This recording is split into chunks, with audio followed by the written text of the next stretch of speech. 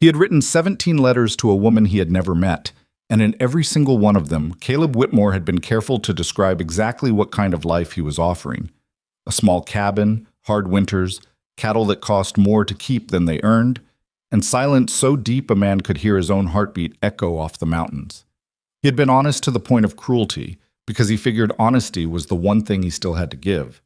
He had not been prepared for her. No man could have been.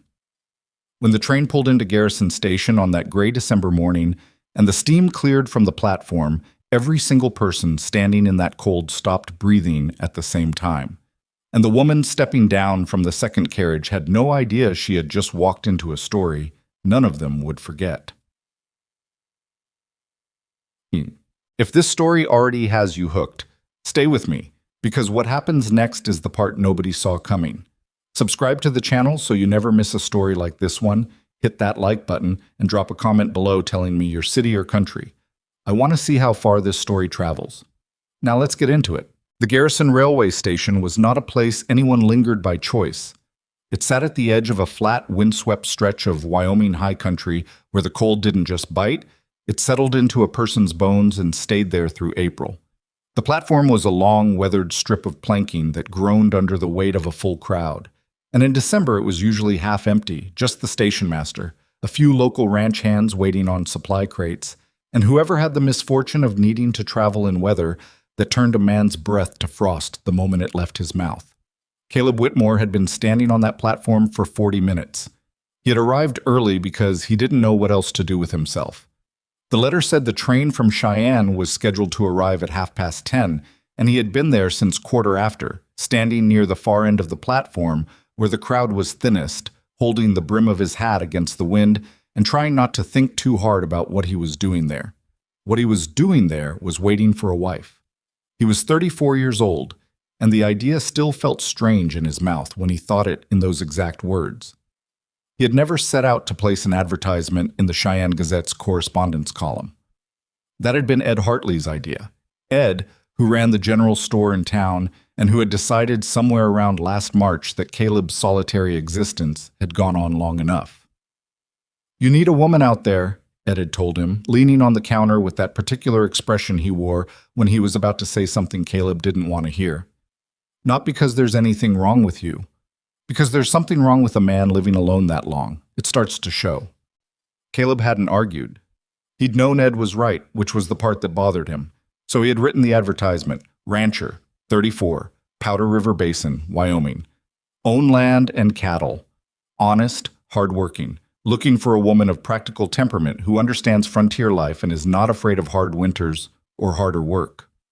Correspondence, welcome. He had kept it plain because he was a plain man, and because he hadn't wanted to attract anyone who was expecting something he couldn't deliver. He had received 22 responses. He had answered 3. Only Clara Bennett had kept writing back. She wrote differently than the others. There was no performance in her letters, no careful presentation of herself as exactly what he might be looking for. She wrote about things she had noticed, the way snow fell differently in the east than he'd described it falling in Wyoming, the way she had tried to fix a broken fence post on her sister's property and failed, the sound a fire made in a cold room. She didn't oversell herself. She admitted she had never driven a wagon. She admitted she was not sure she knew how to properly preserve meat for winter and that she would need someone to teach her. She said she had grown up in a house that was too full of everything except quiet, and she wondered if she might be the kind of person who needed quiet more than she'd ever been allowed to discover. He had written back 17 times. She had matched him, letter for letter. He still hadn't asked her age. He hadn't asked much about her appearance either. It hadn't seemed like the point. What had seemed like the point was that she wrote like someone who meant what she said. Now the train was pulling in, and Caleb was standing at the far end of the platform wondering if he had been a fool. The locomotive came in slow, sighing and grinding, exhaling great white clouds of steam that rolled across the platform and swallowed the nearest group of bystanders before dispersing. The station master called out the stop in a voice accustomed to being louder than machinery. A few passengers stepped down from the first carriage. A heavy-set man in a good coat, 2 women in traveling clothes who looked half frozen and entirely unhappy, a boy of about 12 who jumped the last step and nearly landed on a freight cart. Caleb watched the second carriage door. It opened, and a porter stepped down first, turning back to offer a hand to the next passenger. Caleb watched without watching, the way a man does when he's pretending he isn't anxious about something. Then she stepped down, and the platform went quiet. Not immediately. It took a second or two, the way sound fades in a room when something demands attention before the brain has registered why. But it happened. The ranch hands near the freight end stopped their conversation. The station master let a sentence die in the middle. Even the wind seemed to pull back for a moment. She was tall for a woman, with dark hair tucked under a deep blue traveling hat that was too fine for the kind of weather Garrison got in December, and she wore it anyway. Her coat was good wool, dark, fitted at the waist, not the kind of thing most women showed up in at a frontier railway station. But it wasn't her clothes that made people stop. It was the way she moved, like she had no particular awareness that anyone was watching her. Not from arrogance, not from performance, but from the simple fact that she was entirely her own person and had been for a long time. She had a face that would have caused problems in any town. Strong-boned but somehow soft at the same time. Dark eyes that moved with intelligence. A mouth that looked like it was used to saying things people remembered afterward. She was striking in the kind of way that had nothing to do with being pretty, and everything to do with being fully, completely present. Caleb stared. He was not the kind of man who stared at women. He had never in his life stood on a railway platform with his mouth slightly open and his hat forgotten in his hands. But he stood there for a moment that lasted too long, watching her scan the platform with those dark eyes, and then her gaze found him, or found the only man standing alone at the far end. And she picked up her traveling bag and walked toward him without hesitation. He should have moved to meet her. He didn't. He stood rooted to the spot like a man who has just been told something he hasn't processed yet. She stopped about 3 feet in front of him. Up close, she was even more arresting. There was a fine redness in her cheeks from the cold, and she looked tired from travel in the specific, honest way that couldn't be disguised. But it didn't diminish her. If anything, it made her more real. "You're Caleb Whitmore," she said. It wasn't a question. He nodded. His voice, when he found it, came out rougher than he intended. "And you're Clara Bennett." "I am." He looked at her for another moment. He couldn't help it. And then he said the thing he hadn't planned to say, the thing that came out because he had no defense prepared against what was standing in front of him. "You're far too beautiful to be my wife." She blinked. Then something shifted in her expression. Not offense, not amusement exactly, but something that sat between them. "That's a strange thing to say to someone you've been writing to for 6 months," she said. "I know." He put his hat back on and looked away toward the train, toward the mountains, toward anywhere that wasn't her face. "I apologize. I didn't expect—" He stopped, started again. "The letters weren't— I couldn't tell from the letters." "What couldn't you tell?" He looked back at her. "That you'd look like that." Clara studied him for a moment. He was taller than she'd imagined, raw-boned and weathered in the way of men who spent most of their lives outside, with a jaw that hadn't been shaved quite recently enough, and hands that told the whole story of how he spent his days. He looked uncomfortable, which she understood. He looked like a man braced for impact, which she also understood. "Mr. Whitmore," she said, "do you think my looking a certain way changes what I wrote in those letters?" He thought about that. "No," he admitted. "Then perhaps we might agree to set aside the subject of my appearance and collect my trunk from the baggage car before it gets buried under someone else's freight." He almost said something else. Didn't. He turned and walked toward the baggage car, and she fell into step beside him. And that was how they met.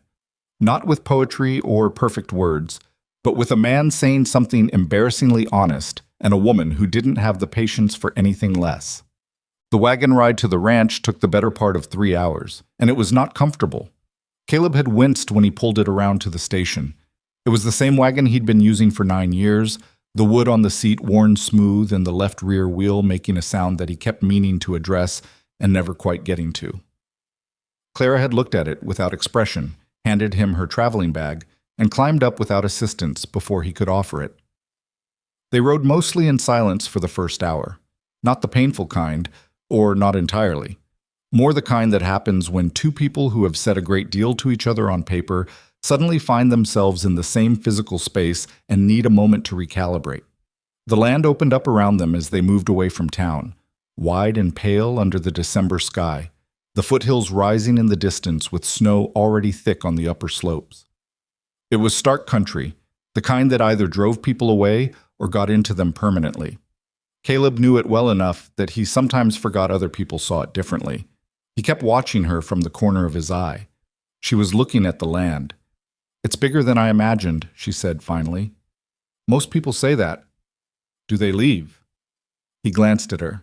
"Some." "What makes the difference?" He thought about it seriously before answering, which was one of the things he did that she would come to appreciate later. "Whether they needed to be somewhere else more than they needed to be somewhere real," he said. She looked at him then. "That's an odd way to say it." "It's the truest way I know." She turned back to the land. He let the silence sit. Around the second hour, the cold deepened as the road climbed. Clara had pulled her coat closer without saying anything about it, and after another mile, Caleb reached behind the seat without a word and pulled out a rough wool blanket, the kind meant for horses, not people, and handed it across. She took it, looked at it, and wrapped it around her shoulders without complaint. "I should warn you," he said, not looking at her. "The cabin is small." "You mentioned that." "And it needs work." "You mentioned that, too." "The south-facing window has a draft that I haven't been able to fully seal, and the wood stove runs hot on the left side, so things on that half of the surface—" "Mr. Whitmore." He stopped. "I read your letters," she said, "all 17 of them. You were very thorough about its shortcomings. I didn't want you to be surprised." "I'm not surprised." She paused. "What I am is cold and fairly tired, and very curious about what you look like when you're not apologizing for things." He said nothing to that, but something in his jaw loosened slightly. They hit a rough patch in the road, and the wagon lurched. Clara grabbed the side of the seat, and Caleb put a hand out, a reflex, nothing more, which landed briefly on her arm before she steadied herself, and he pulled it back. "Sorry," he said. "Stop apologizing," she said. He looked at her, startled. She was looking straight ahead, but there was something at the edge of her mouth that might have been the beginning of a smile. He looked back at the road and didn't say anything else for a while. The ranch came into view around a long bend in the trail. First the fence line, then the outbuildings, then the cabin itself, sitting against a low rise with the mountains behind it. It was not impressive. The fence needed patching in at least 4 places Caleb could see from the road. The barn had been re-sided on one end with wood that didn't quite match the rest. The cabin was small and square and looked exactly as old as it was. He watched her face. She was quiet for a moment, taking it in. "The fence along the north pasture," she said finally, "is that the one that gives you trouble in snowmelt?" He blinked. "How'd you know there was trouble in snowmelt?" "You mentioned the drainage in your 4th letter, the one where you described the land." She was still looking at the property. "If the fence sits in the low point there, water pools against the posts in spring. They rot from the base before they rot anywhere else." He stared at her for a full 3 seconds. "That's exactly what happens." "So you'd want to reroute the fence line a few feet uphill or trench along the outside to redirect the water." She finally looked at him. "Unless I'm wrong about the topography." "You're not wrong." She gave a small, satisfied nod, as though she had confirmed something she'd been thinking about for months, which, Caleb would later realize, she probably had. He stopped the wagon near the cabin door and set the brake. He climbed down and went around to her side, but she had already descended by the time he got there, her boots landing in the frozen mud with a pragmatic thunk. She stood for a moment looking at the cabin door. He came to stand beside her. "Not much," he said. He couldn't help it. She glanced at him sideways. "You said you'd stop apologizing." "That was you who said that, not me." "Well, I'm saying it again." She picked up her traveling bag. "Open the door, Mr. Whitmore. I've been on a train for 2 days, and I'd like to see what I've signed up for." He opened the door. The interior was exactly what he'd described, and nothing more. A single room divided by function rather than walls, the wood stove on the left side radiating heat that hit them both the moment they stepped in, A table and two chairs, a narrow bed in the far corner, shelves he'd built himself along the right wall, a window on the south side with a faint cold draft threading through the lower seal. What he had not described, because he hadn't thought to, was the way it looked when a fire had been going, the way the pine boards soaked up the warmth and the knotted grain caught the light, and the whole small space felt, against all odds, like something lived in rather than something abandoned. Clara stood in the middle of the room and turned in a slow half-circle, looking at everything. He stood near the door, watching her, waiting for the part where her expression changed. "You made the table yourself," she said. "Yes." "And the shelves?" "Yes." She touched the surface of the table lightly, just a fingertip, tracing the seam where two planks met. The work wasn't perfect. He'd known it wasn't when he'd built it, and he knew it now, and he waited for her to note it. "My father built our kitchen table," she said, not pulling her hand away. "He was a carpenter before he wasn't. This is better work than his, and he was good." Caleb opened his mouth, closed it.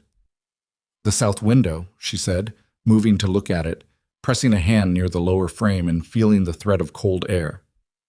"You've caulked it?" "Twice. The frame moves too much in the freeze-thaw cycle. I need to reseat the whole thing come spring. Horsehair in the gap might hold it through the winter." "Where'd you learn that?" She turned from the window and looked at him directly. "My grandfather's house in Vermont. Same problem, same solution." She set her bag on the table. "I'm not fragile, Mr. Whitmore. I told you that in my letters." "You did. Did you believe me?" He was quiet for a moment, honest in the way that cost him something. "I wasn't sure what to believe. I wasn't sure anyone would come, even after you said you would, and when you did come," he paused. "You're not what I pictured." "What did you picture?" He thought about it carefully. "Someone who needed a place to land. Someone practical, like you said, but ordinary practical. Not—" He gestured vaguely, which was unlike him, and he knew it. "Not what?" she pressed. "Not someone who already knows things," he said. "Not someone who looked at my fence line from a moving wagon and told me what was wrong with it before she'd even gotten off the seat." Clara was quiet for a moment. Then, "Does that bother you?" "No." He said it quickly enough that it surprised even him. "No, it doesn't bother me. It just means I'm going to have to stop expecting to be disappointed." She looked at him with those dark eyes for a long moment. Outside, the wind had picked up, and the cabin shuddered faintly at the eaves, and the wood stove ticked with heat, and the cold lay pressed against the walls on all sides.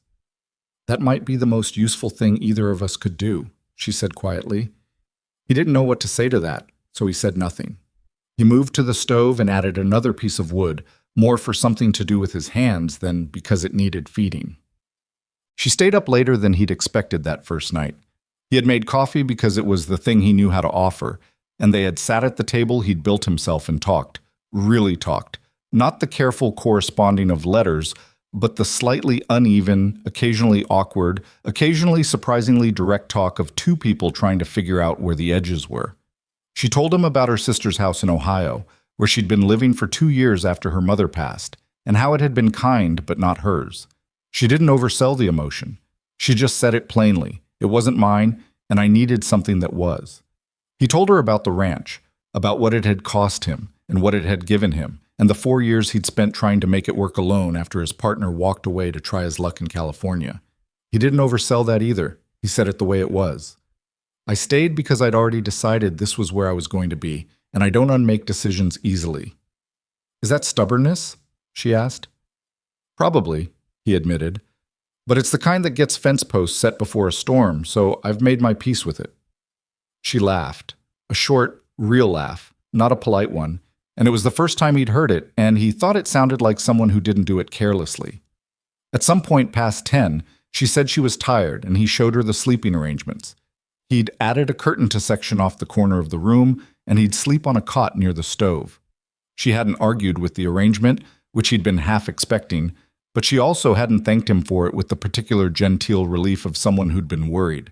She just said that works and disappeared behind the curtain. He sat at the table for a while longer in the firelight, listening to the wind outside and the faint sounds of her moving on the other side of the curtain, the creak of weight on the old bed frame, the soft sound of her settling.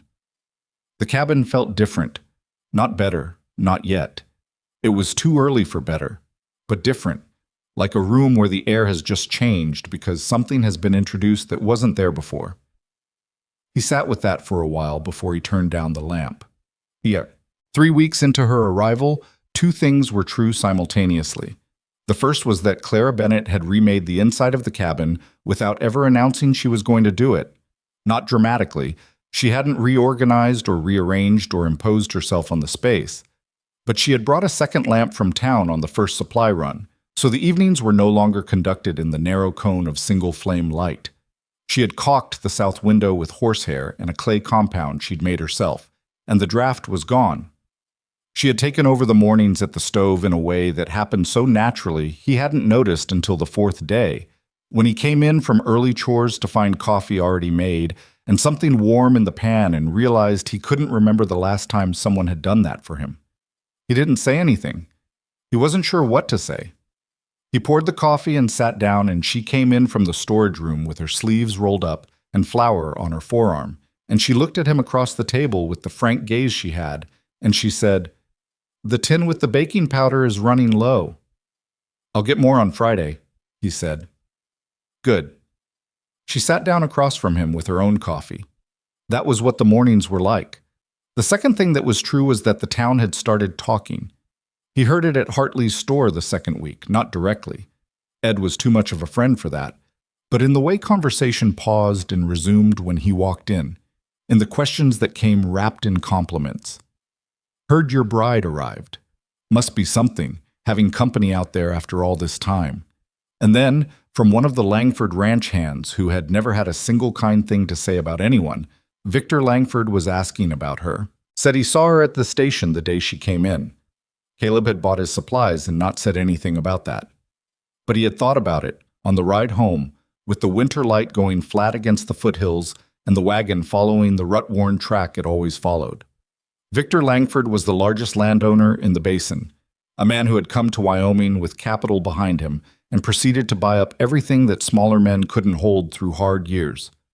He was not a cruel man, as far as Caleb knew, but he was a man who was accustomed to having what he decided he wanted, and the line between confident and entitled had never seemed to trouble him particularly. Caleb was not a man prone to worry, but he was a man who noticed things, and he had noticed the way the ranch hand had said asking about her, with just enough weight on the words to mean something. He got home and found Clara in the barn, not hiding, not exploring, working.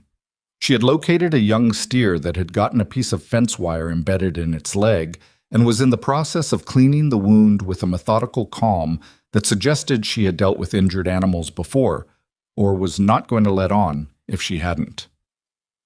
He stood in the barn doorway and watched her for a moment. "Need help?" he said. "Hold his head," she said without looking up. He came in and did what she asked, and together they worked in the close, warm smell of the barn, while the wind moved outside, and the steer stood in confused resignation, and neither of them said anything until it was done. When she straightened and cleaned her hands on the rag she'd brought, she glanced at him and said, "You look like something's bothering you." "Nothing's bothering me." She gave him a look that said she'd heard that particular kind of nothing before, and wasn't convinced by it. He thought about telling her about the Langford ranch hand's comment. He didn't. It was too early, and he didn't want to assume anything about what it meant. And more than that, he wasn't sure he wanted to say out loud the particular shape of the thing that was starting to sit in his chest. "Steer'll be fine," he said instead. "Yes, he will." She picked up her things and moved toward the barn door. "Supper in an hour," she said over her shoulder, matter-of-factly, as though she had been making supper in his barn for years. He stood in the half-dark for a moment after she'd gone, listening to the winter settle around the property, and thought that a man could get used to this. The voice over the shoulder, the shared work, the particular sound of someone else's boots in the yard. He thought that was probably exactly what he should be most careful about. The trouble with having someone in your space after years of not having anyone was that you stopped noticing things about yourself that had become normal through sheer repetition. Caleb noticed this around the end of the fourth week, when Clara came in from the morning chores and set down a bucket near the door, and said, without any particular inflection, "You eat the same thing for breakfast every day." He looked up from the table. "Oats and coffee. What's wrong with that?" "Nothing's wrong with it." She pulled off her gloves and set them on the hook by the door. She had claimed that hook on the second day, not by asking, but by using it, and he had simply not said anything, and now it was hers. "I'm just noticing. I've been eating oats and coffee since I was 22. "I know." She sat across from him with the frankness she always carried, like a woman who had long since decided not to take up less space than she actually needed. "That's what I'm noticing." He looked at her for a moment. "Are you going to change it?" She picked up her coffee. "I changed the window caulking. I can change breakfast." He didn't have a good answer for that, so he went back to eating his oats, and she went back to her coffee, and the morning went on the way. Mornings had started to go, with a particular kind of quiet between them that was less like absence and more like two people who had stopped needing to fill every silence with proof that they were there.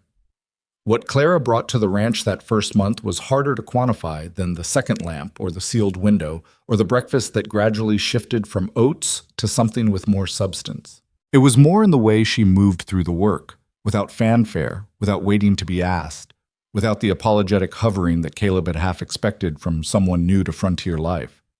She was wrong about things sometimes, and she said so plainly when she was, which he appreciated more than he knew how to express. She had been wrong about the best way to bank the fire for overnight heat. She'd been doing it the way her grandfather had taught her for a Vermont winter, which was a different animal entirely from a Wyoming one.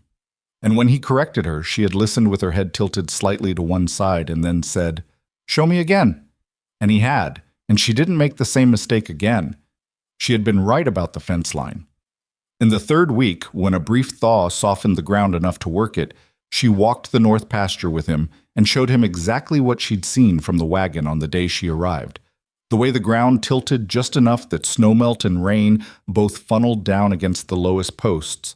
The dark staining on the wood that meant rot was already working its way up from the base. "If we trench here," she said, marking a line with her boot heel in the softened earth, "and redirect to the gully on the east side. That's 20 feet of digging," he said. "Or 20 feet now against replacing a whole section of fence in 2 years. She looked at him with the calm pragmatism that he was starting to understand was not a performance. It was just how she thought about things. "Your choice, Mr. Whitmore." "Caleb," he said. She looked at him. "You've been here a month," he said. "Mr. Whitmore was my father." Something shifted in her expression. Small, but he caught it. "Caleb," she said, like she was trying the word out and finding it fit. They dug the trench the following week. Both of them, side by side, in the kind of work that didn't allow for conversation because it required too much of everything else. By the end of the first day, his shoulders ached in the way that meant he'd worked muscles he'd let go slack. And Clara had a blister on her right palm that she'd wrapped without comment and kept working through, and they'd gotten nearly half of it done. He saw the blister that evening when she was doing something at the table by lamplight, the wrapping having come partly loose. He almost said something. She caught him looking and rewrapped it herself matter-of-factly, and he understood she didn't want acknowledgement of it, and he let it go. That was the rhythm they were building, day by day, without naming it. The town, however, had other rhythms of its own. It was a Friday in mid-January when Caleb first encountered Victor Langford face-to-face since Clara's arrival. He'd known it was coming. Garrison was not a large town, and Langford made a point of being visible in it, moving through Hartley's store and the feed merchant and the small hotel at the end of Main Street with the measured ease of a man who considered the whole valley part of his operational radius. Caleb was at the feed merchant's when Langford came in, 2 of his men behind him, filling the doorway the way wealthy men do when they've grown accustomed to walking into rooms and having them rearrange around them. He was younger than Caleb by a few years, thick through the shoulders, with a face that had probably been described as handsome often enough that he'd started to believe it was a fact about the universe rather than other people's opinion. He dressed for town even when he was supposedly working, which told Caleb something about what he valued. "Whitmore," he said, with the tone of a man who considers using your last name a form of generosity. "Langford." There was a pause that had too much weight in it for an accidental meeting. Langford moved to the counter, glanced at the supplies Caleb had stacked there, and then said, with what passed for casual, "Heard your mail order arrangement worked out." Caleb said nothing. "Saw her myself," Langford continued. "Day she came in on the train." He shook his head with an expression that might have been admiration and might have been something else. "That's not a woman who belongs on an isolated ranch in January, Whitmore. That's a woman who belongs somewhere she can actually be—" He searched for the word as though he hadn't planned it in advance, which Caleb didn't believe. "Appreciated." "She seems to be managing fine," Caleb said. "Does she?" It wasn't a question. "She does." Langford nodded slowly, the way men do when they've made a decision but haven't announced it yet. "Give her my regards," he said, and turned to the counter. Caleb gathered his supplies and left without saying anything else, and on the ride back he thought about the way Langford had said belongs, like he was already deciding things that weren't his to decide. He didn't tell Clara about the conversation. He told himself it was because there was nothing to tell, just a man being a man. He told himself that, and almost believed it. Clara came into town for the first time on her own on the third Tuesday of January. She had asked Caleb about it the night before with the directness that was particular to her, not requesting permission, but informing him of what she planned and asking if there were things he needed while she was there. He had written a list for the general store and handed it over, and she had read it and added 2 things without asking him, which he only noticed later when he looked at the supplies. She took the smaller horse, a bay mare named Decker, who was amiable and honest about her opinion of things, and she came back 4 hours later with the supplies loaded without incident. The incident, it turned out, had been in town. He was in the barn when she rode in, and he knew something had happened before she spoke because she had a particular way of holding her face when she was working through something that she didn't yet want to give air to. She had it now. That particular internalness, like she was carrying something carefully. He waited. He'd learned not to rush her. She unsaddled Decker and brushed her down, and he helped without commenting, and finally, when the mare was settled, she said, "Mrs. Dunbar at the dress shop stopped me on the street." "Ruth Dunbar." "Yes."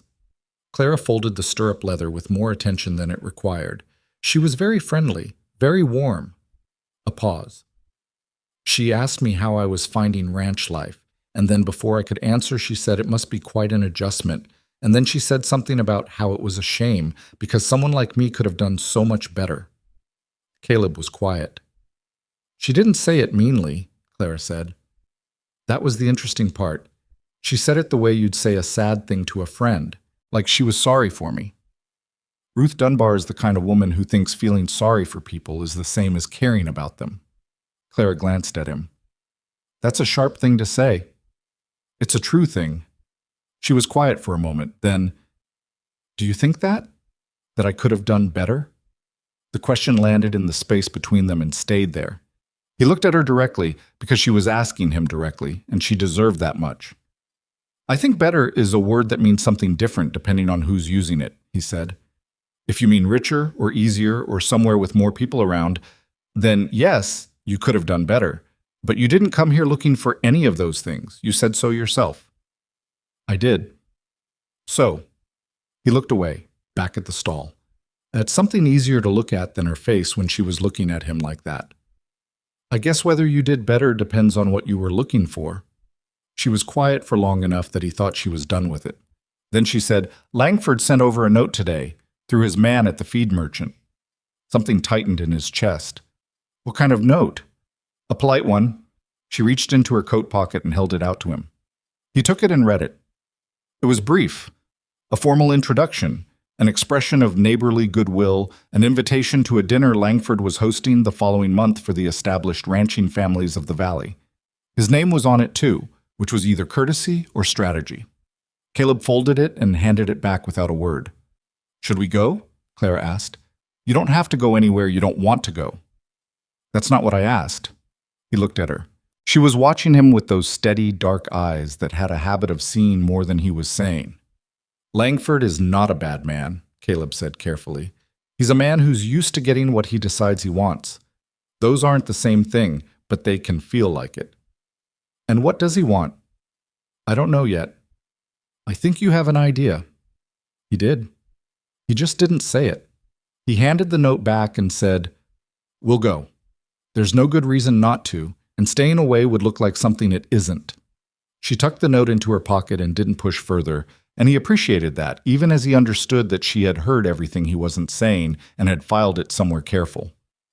The dinner was on a Saturday in early February, and Langford's house was exactly what Caleb had expected, built to make an impression, which it did, with the kind of scale that stopped being practical and started being statement somewhere around the third bedroom. There were 12 people at the table, 3 other ranching families, a man from the land office in Cheyenne who was visiting, and Langford himself at the head with the easy authority of someone who had practiced it long enough that it no longer required effort. Clara wore the dark blue dress she had brought with her from Ohio, not new, not elaborate, but cut well and worn with the particular unself-consciousness of a woman who had stopped trying to manage other people's reactions to her appearance some years ago. She sat beside Caleb and spoke when spoken to and asked questions when she had them, and Caleb watched the table gradually orient toward her, the way light orients toward an open window, without any of them quite realizing they were doing it. Langford noticed. Caleb noticed Langford noticing. The dinner went smoothly through 2 courses, and then one of the ranching wives, a thin woman named Helene Foster, who had strong opinions she expressed in a mild voice, which made them harder to argue with, turned to Clara and said, "You must find it terribly isolated, out on the Whitmore place." "I find it quiet," Clara said. "I found I like quiet more than I expected." "But surely—" Helene paused, working out how to finish the sentence politely. "Surely you miss the company of women? The social life you must have had before?" "I miss some of it," Clara said, with the equanimity that was particular to her. "But most things that look like social life are really just scheduled proximity. You're in the same room with people, but you're not necessarily with them." There was a small silence at the table. Langford smiled at his plate, which Caleb did not like. "Clara studied—" Caleb started. "Philosophy," Langford said smoothly, from the head of the table without looking up from his plate. "Or it sounds like it. That's not a criticism, Miss Bennett. I find it—" And then he looked up at Clara directly. "Refreshing." "Mrs. Whitmore," Caleb said flatly. Langford's gaze moved to him for just a moment. A recalibration. "Of course. My apologies." He set down his fork and gestured to the serving man. "More wine, Caleb?" "No," Caleb said. "Thank you." The rest of the dinner passed without incident, if you use the word incident in its narrower definition. Clara was pleasant and warm and navigated the conversation with the skill of someone who had been in rooms like this before and found them neither threatening nor particularly interesting. Caleb watched her and thought that she was extraordinary, and then immediately thought that it was a dangerous thing to be thinking at someone else's dinner table when the host was watching her the same way a man watches something he's considering making an offer on. On the drive back, the night was clear and brutally cold, the stars hard and white overhead. "He's going to approach you," Caleb said after a long silence. "I know," Clara said. He glanced at her. "You knew before tonight." "I knew after the note." She was looking at the road ahead, her breath making small clouds in the cold air. "He's the kind of man who moves slowly because he can afford to. He doesn't rush because rushing implies scarcity, and he's not used to scarcity." Caleb thought about that. "What are you going to do?" "What would you have me do?" "That's not—" He stopped. "You're your own person, Clara. What happens is your call."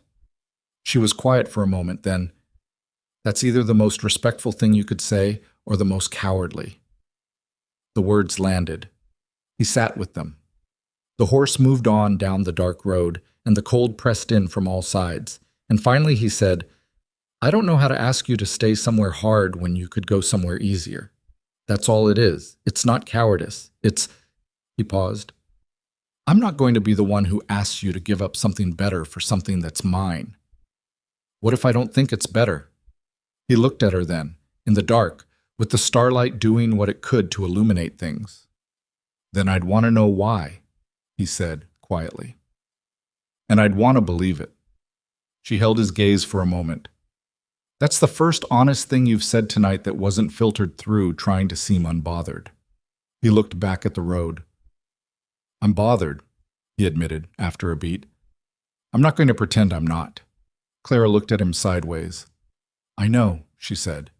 And for the first time since the dinner, something in her expression softened in a way that had nothing to do with the cold or the dark or Langford's careful wine pouring. I notice things too, she said. It goes both ways. He didn't answer that. He didn't trust his voice to come out even if he tried. But the visit happened on a Wednesday afternoon in the second week of February, on a day when Caleb was out at the east pasture repairing a stretch of fence, and Clara was alone at the cabin. She heard the horse before she saw it. One horse, moving at a polished trot that meant a well-kept animal ridden by someone who didn't push the pace because they didn't have to. She came to the cabin door and watched Victor Langford ride in. He dismounted with the ease of a natural horseman, tied the animal at the post, and came toward the door with the kind of smile that had probably opened a great many conversations in his favor. Mrs. Whitmore, he said, inclining his head, I hope I'm not disturbing you. You are, Clara said pleasantly, but I'll assume you had your reasons for coming. He paused at that, just briefly, and then smiled again, differently. Honest? Good. He looked at the cabin, at the yard, at the outbuildings with the eye of a man doing sums in his head. I wanted to apologize for last night. I called you by the wrong name. That was careless. It was, she said.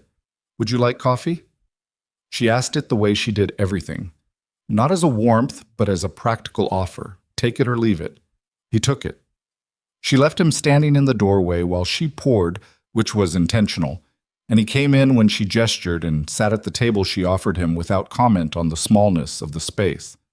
You've made it homey, he said, looking around. I've made it functional, she said. Homey is a different project. He looked at her over the rim of the cup. You're not what I expected. What did you expect? A woman who'd be grateful for the attention. He said it with a candor that was almost admirable. I don't mean that as unkindly as it sounds. Most women in this valley are. The situation out here is isolating, and attention from a man with resources tends to be received a certain way. I'm sure it does, Clara said. What is it you want to say to me, Mr. Langford? Because I don't think you rode out here to apologize for calling me by my given name. He set the cup down. Something shifted in his demeanor. Less performance, more direct. She preferred it. I'm going to be honest with you, he said. I have a large house and the staff to run it, and I've been considering for some time that it needs a mistress, someone who can manage that kind of household, move in the kind of social circles that matter, represent... He paused. You understand what I'm saying? You're proposing to me, Clara said. I'm making an opening argument, he corrected. You're not the kind of woman who'd respond well to a proposal before the case was made. She looked at him steadily. The case? You're extraordinary. I think you know that.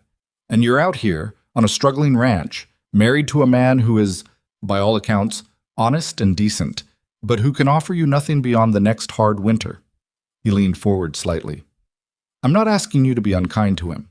I'm asking you to consider what you're worth and whether this, he gestured carefully at the small room, is it. Clara was quiet for a long moment. Outside, the wind moved across the yard, and somewhere in the barn one of the animals shifted and stamped. You've made a case, she said finally. And? And you've confused what something looks like from the outside with what it is from the inside. She stood, which ended the conversation in a way that was hard to misread. I know what this ranch looks like, Mr. Langford. I saw it from a wagon on the day I arrived. I've spent every day since then understanding what it actually is. She moved to the door and opened it, not rudely, just definitively. Caleb Whitmore has never once told me what I'm worth, or implied that he knows better than I do what I should want from my own life. You've been here 20 minutes, and you've done both. She held the door. I'd say finish your coffee, but I think we're done. He stood. He had the grace, at least, to look slightly off balance, the expression of a man who had been playing a game he knew well and had just discovered the other person wasn't playing it at all. If you change your mind, he started. I won't, she said. Have a safe ride back. He left. She watched him mount and go, and then she stood in the doorway for a while after the sound of his horse had faded, with the cold coming in around her and the empty ranch spreading out in every direction. She thought about what she'd said, what it actually is, and whether she believed it fully or whether there was still some corner of her that saw the drafty window and the small space and the man who apologized for things before he was asked. She thought she believed it. She thought that was the honest answer. She went back inside and closed the door and started on supper. And when Caleb came in an hour later, cold and tired and with mud on both boots, she handed him a cup of coffee without being asked and said, "Langford came by." He went still. "He made a case," she said, not looking up from what she was doing at the stove. "I disagreed with it." A long silence. Then, "Are you all right?" She glanced at him. "I'm making supper. I'm perfectly fine." He set the cup down and looked at her. Really looked the way he did when he was trying to read something that mattered and wasn't sure he was getting it right. "Clara." "Caleb." She turned from the stove. Her expression was patient and direct, and something else beneath those things that she kept in check. "I did not come here because I had nowhere else to go. I told you that in my letters, and I'm telling you now. If I had wanted something easier, I would have chosen something easier." She held his gaze. "Stop waiting for me to leave. It's exhausting to watch." He opened his mouth, closed it. The wood stove ticked in the silence. "All right," he said finally, quietly. "All right," she agreed, and turned back to the stove.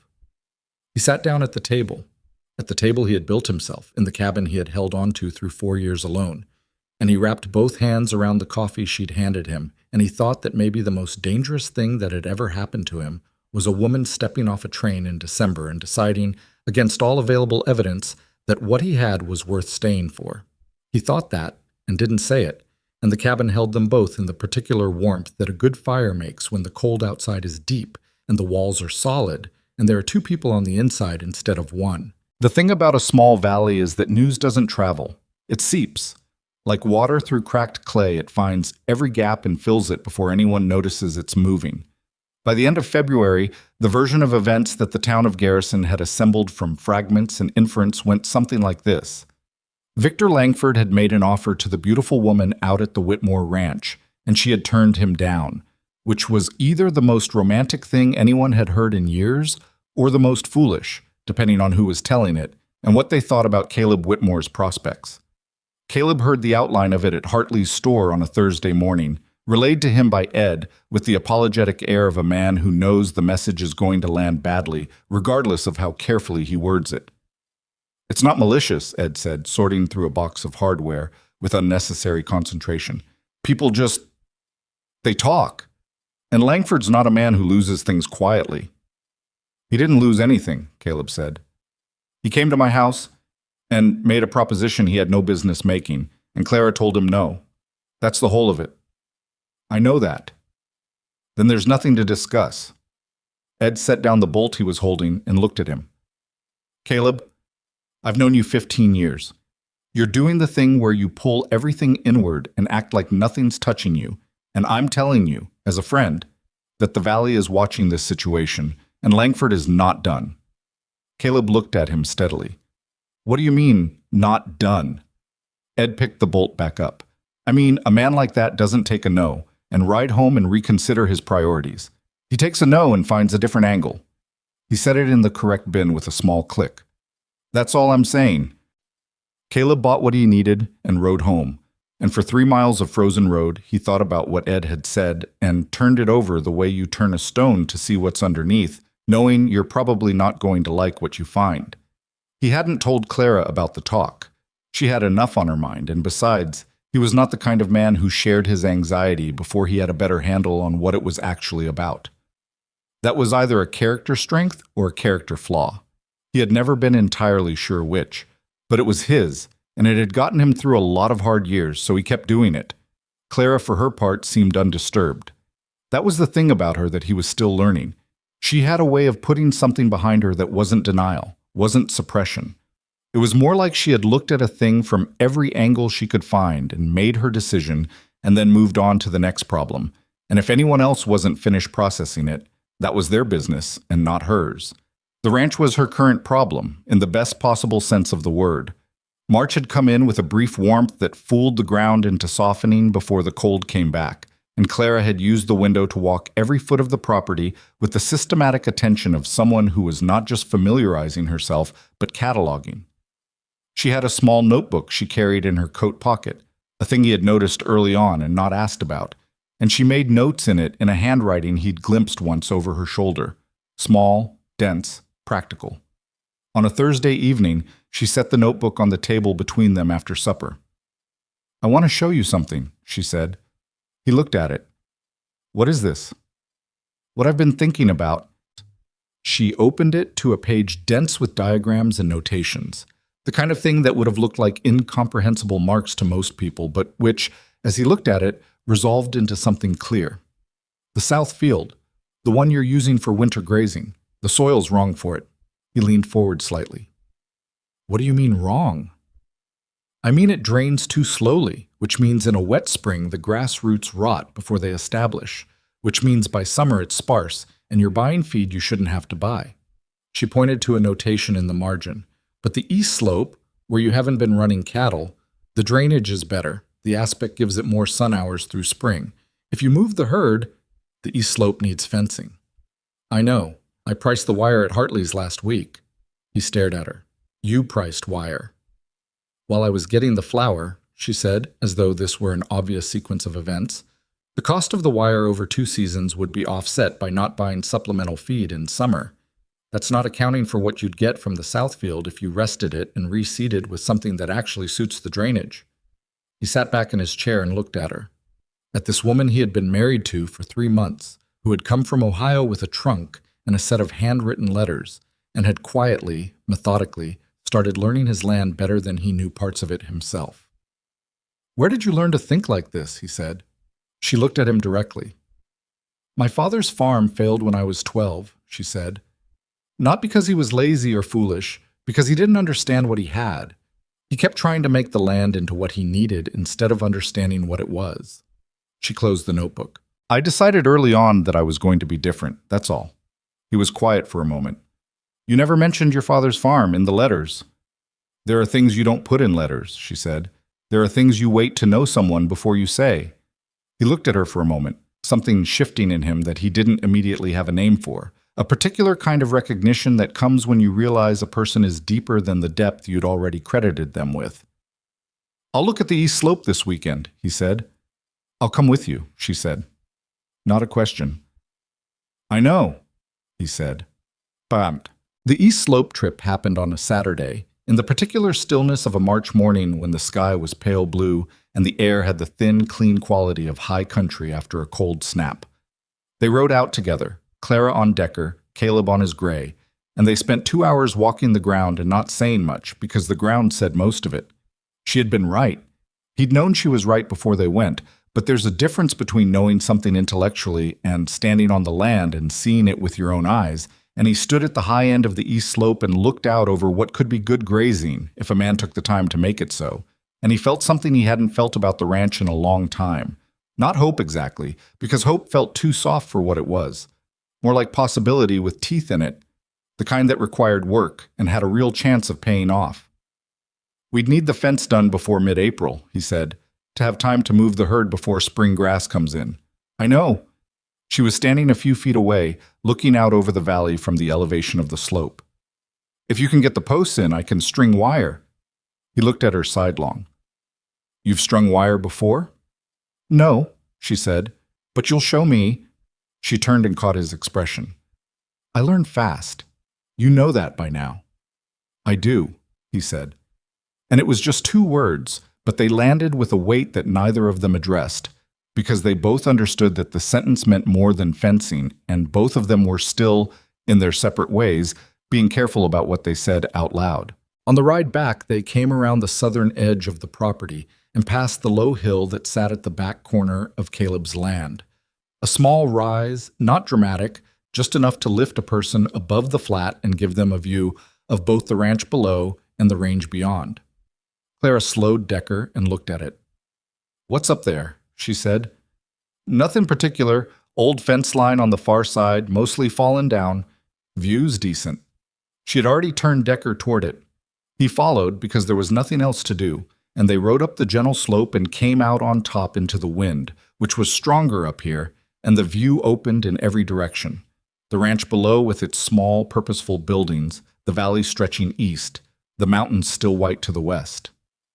Clara sat on Decker and looked at it for a long time without speaking. He waited. "My mother used to take me to a hill like this," she said finally, "when I was young, behind my grandmother's property in Vermont. She'd take me up there, and we'd just sit. Not talk particularly, just sit and see where we were." She was quiet for a moment. She said it helped her remember what mattered. When things inside the house got loud, she'd go up the hill. He looked at her profile against the pale sky. What kind of things got loud? "My father," she said simply.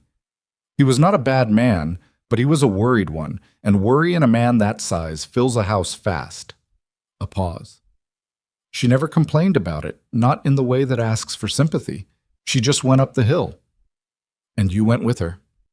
"She took me, yes." Claire's eyes stayed on the horizon. "I think she wanted to teach me that when the noise gets too much, you go to the place where you can see what's real."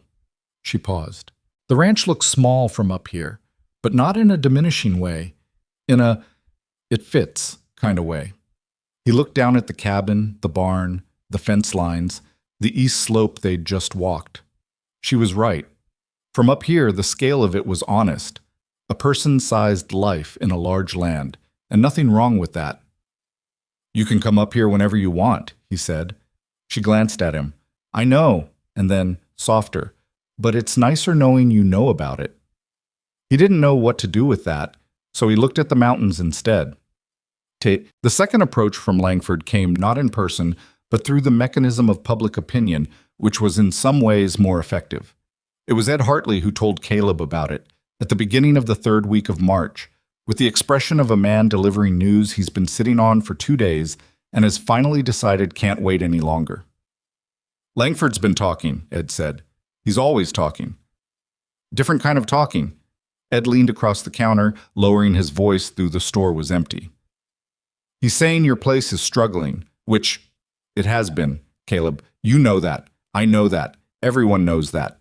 But he's saying it in the specific way of a man who's decided the information is useful to him. He's telling people Clara would be better served somewhere that could actually provide for her." He paused.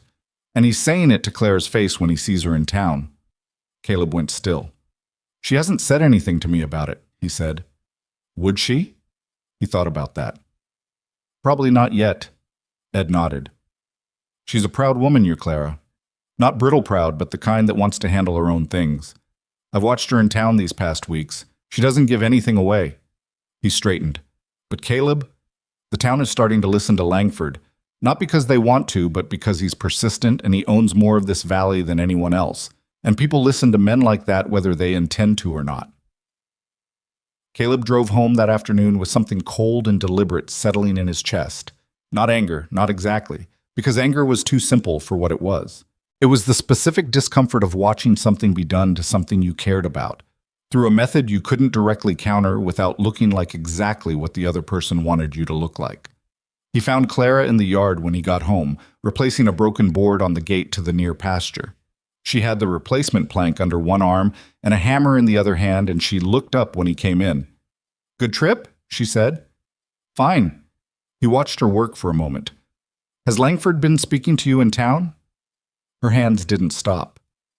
"He spoke to me twice last week." "What did he say?" She set the plank, positioned the first nail, drove it with 3 clean strikes. "He said he hoped I was comfortable. He said it looked like hard work out here. He asked if I was finding the isolation difficult." She positioned the second nail. "He said it carefully, all of it, so there was nothing I could really take exception to." Another 3 strikes. "It was designed to plant a seed." "And has it?" She put the hammer down and looked at him directly. "Caleb, we talked about this. Stop asking me in circles whether I'm about to leave." "I'm not asking that. I'm asking if what he's saying is getting under your skin." She considered him for a moment with the measured gaze that always meant she was deciding how honest to be. "No," she said, "but I know what he's doing, and I know it's going to get worse before it stops. And she picked up the hammer again. I think you need to stop pretending it isn't happening and decide what you want to do about it. He stood in the yard with the cold air moving around them. What do you want me to do about it? I want you to stop acting like I'm a fragile thing that might break if the weather changes, she said, with more heat than he was used to from her. I chose this. I chose you. I don't need you to protect me from a man whose entire strategy depends on me being uncertain about that choice. She turned back to the gate. What I need is for you to act like you believe me when I say I mean what I say. The words sat in the yard between them, plain and unembellished. He moved forward and held the plank in place without being asked while she drove the last 2 nails. I believe you, he said quietly when she was done. She didn't answer immediately. She checked the gate, opened it, closed it, tested the swing. Then she looked at him. Then act like it, she said, starting now. The morning Langford arrived at the ranch with 2 of his men. It was the first week of April, and the land was beginning to remember what it was supposed to be. The patches of snow had pulled back from the lower ground, and the east slope, where Caleb had spent 3 weekends setting posts while Clara strung wire with a methodical precision that continued to astonish him, was beginning to show the pale green that meant the ground was waking up. Clara was outside when they came in. She was at the near pasture fence, checking a section they'd repaired the previous week, and she heard the horses and turned and watched them come. Langford dismounted with the ease of a man who expected his arrivals to be treated as occasions. His 2 men stayed on their horses. He walked toward her with his hat in one hand and a pleasantness on his face that she had learned by now was not warmth but performance. Mrs. Whitmore, he said. Mr. Langford. She didn't move from where she was standing. He looked at the fence, at the east slope visible beyond it, at the cabin. He was doing the assessment, and he wasn't hiding it. The place is looking better, he said. Your influence, I assume. Caleb works hard, she said. He always has. I don't doubt it. He came closer, stopping at a conversational distance that was slightly too close for a formal call. Deliberately so, she understood, because men like Langford used physical space the way they used everything else, as a lever. I want to speak plainly to you. You've never done anything else, she said, even when you were being indirect about it. He almost smiled. The honest truth is that I have an opportunity I'd like to offer you. Not your husband, you, that would change the nature of your situation significantly. My property to the north of here includes a section I've been thinking of separating out. 240 acres, good drainage, solid range grass, existing structures. I would deed it over to you, outright, as your own holding. Not contingent on anything, not an arrangement. Yours. She looked at him. That's a significant offer. It's a genuine one. I'm not a man who makes gestures for effect. He held her gaze. You have a mind for land and for practical management that I've heard about from enough people to take seriously. A woman with your ability deserves resources that match it, not, he paused, a situation that limits what she can do. Clara was quiet for a moment. The wind moved across the yard, and somewhere on the slope behind her a bird was making the tentative exploratory sound of a thing that had come back after winter and was relearning where it was. You keep saying that, she said, that I deserve more than this, that I'm limited here, that my ability is wasted. She looked at him with the particular steadiness that made people listen to her whether they intended to or not. What you're describing is a ranch that's recovering. What you're seeing is a woman who's helping it recover. Those are not signs that I need to be rescued. They're signs that the work is working. Clara, Mrs. Whitmore, she said for the second time in their acquaintance, and I'm going to answer you now, finally and completely, so we don't need to have this conversation again. She stepped away from the fence post and faced him fully. I grew up watching my father's farm fail. I watched it fail because he was trying to be someone he wasn't on land that wasn't suited for what he was trying to do, and because he was too proud to ask for help and too confused about what he actually had to use it right. And I decided when I was young that I was not going to make his mistake. Langford watched her with an expression that had shifted into something more genuine. Less strategy, more attention. I came to Wyoming looking for something real, she said. Not comfortable, not grand, not impressive to anyone on the outside. Real. A place that needed what I had and that had what I needed. And a person who... She stopped for a moment, and he saw something move across her face that she did not try to conceal. A person who tells me the truth about what he has and doesn't ask me to pretend it's more than it is. She looked at Langford. You're offering me 240 acres and whatever story goes along with it. Caleb Whitmore offered me 17 letters telling me exactly what was wrong with his place and why I probably shouldn't come. She said it as simply as she could. I came because of the 17 letters, not in spite of them. Langford was quiet for a long moment. His expression had changed in a way that was hard to categorize, and not defeat, because she didn't think he arrived at defeat easily, but something more like genuine recalibration, like a man revising an assumption he'd held long enough to stop questioning. He doesn't know he has you, Langford said finally. It wasn't a manipulation, it was just what he thought. He's starting to, she said. Another silence, a long one. Then Langford put his hat back on, nodded once, a real nod, nothing performed in it, and turned back to his horse. If you ever want to buy land, he said, with his foot in the stirrup, come see me. I'll give you a fair price, and that's a different offer than the other one. I know, she said. Good day, Mr. Langford. He rode out. She watched him go, and then she stood in the yard for a while with the spring air coming in off the mountains and the east slope greening up at her back, and she thought about what she'd said and whether it was true, all of it, every word, and found that it was. She was still standing there when the sound of Caleb's horse came in from the north pasture, coming back from the morning work. She didn't turn around right away. She heard him dismount, heard him walk the horse to the barn, heard the familiar sounds of saddle coming off and the horse settling. And then his boots on the frozen yard, coming toward her. He came and stood beside her, and he looked at the empty road where Langford's horses had gone. And then he looked at her. I saw them leave, he said. He made another offer, she said, a bigger one. Caleb looked at the road. And I told him the same thing I told him in February. She looked at Caleb, at the line of his jaw, at the tiredness around his eyes from weeks of pre-dawn work, at the hands that had spent a month setting fence posts beside her. You were right, by the way, she said. He looked at her. About what? In February, when you said you didn't want to ask me to give up something better for something that was yours. She held his gaze. It's not your something, it's ours. You should start saying it that way. He was very still for a moment. Then he said quietly, ours. Yes, she said, and for the first time since December, since a frozen platform, and a man saying she was too beautiful to be his wife, something between them came fully into the open, not declared, not performed, just present, the way the east slope was present, the way spring was present, coming in whether anyone announced it or not. He didn't reach for her hand. She didn't reach for his. They stood side by side in the April yard, looking out over the land that was becoming what it was supposed to be, and that was enough for now, more than enough. Because both of them were the kind of people who knew that the things that lasted were built piece by piece, post by post, and not all at once. I need to check the north fence before dark, he said finally. I'll start supper, she said. They moved in different directions, and neither of them looked back. And the afternoon went on around the ranch the way afternoons do when the people inside them are, for the first time in a long time, exactly where they mean to be. April in Wyoming was a liar.